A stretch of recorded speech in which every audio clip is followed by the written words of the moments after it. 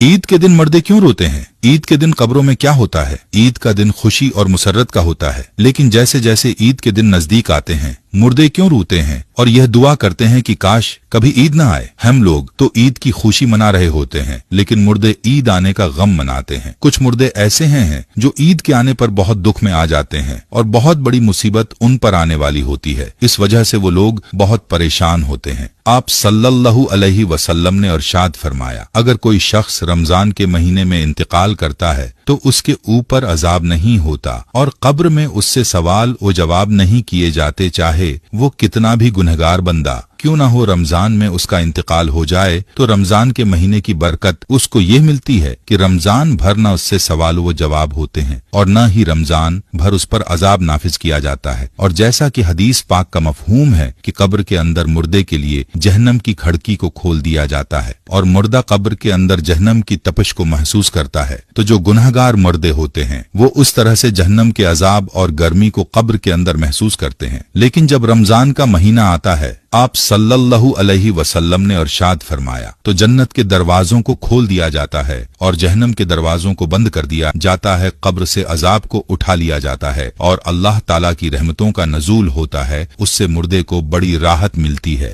रमजान के आने से मुर्दा बड़ा खुश होता है कि हमारे ऊपर से अजाब उठा लिया गया है। जो कब्र के अंदर हमारे जहन्नम के दरवाजे खुले हुए थे वो दरवाजे बंद कर दिए गए हैं, तो वो मुर्दा बड़ी राहत महसूस करता है। अब सवाल ये पैदा होता है कि जिन लोगों के ऊपर अल्लाह ताला ने रमजान में अजाब हटा लिया था, तो ईद के बाद उनके ऊपर अजाब मुसल्लित होगा या नहीं? कुछ मुर्दे तो ऐसे होते हैं कि जिनके ऊपर अजाब नाफिज नहीं किया जाता, लेकिन बहुत सारे मुर्दे ऐसे होते हैं जिनके ऊपर ईद के दिन ही जैसे रमजान का महीना खत्म होता है फौरन ही अजाब शुरू हो जाता है। जैसे पूरा साल वो लोग कब्र में सजा और अजाब भुगत रहे थे, अजाब में वो लोग फिर मुलव्वस और गिरफ्तार हो जाते हैं। बाज उलमा फरमाते हैं कि जब कोई इंसान रमजान के महीने में इंतकाल करता है और उससे कब्र में सवाल व जवाब नहीं होते, और जब एक मर्तबा किसी पर से अल्लाह ताला अजाब उठा ले तो फिर दोबारा उन पर अजाब नाजिल नहीं करता, बिशर्त ये कि उसके लिए कोई ईसाल थवाब कर रहा हो या मगफिरत की दुआ कर रहा हो। हर मुर्दे को उसके अमाल के मुताबिक सजा दी जाती है। जो नेक लोग हों जिनको अल्लाह ताला ने काफी कर दिया कि उनको 2, 4 या 6 महीने सजा हो गई, बस अब रमजान के गुजरने के बाद दोबारा उन पर अजाब नहीं होगा। लेकिन अगर कोई बहुत ज्यादा गुनहगार है, मिसलन कोई ऐसा बंदा जिसका इस्लाम से कोई ताल्लुक नहीं है, जो इस्लाम को जानते हुए भी इस्लाम को मानता नहीं था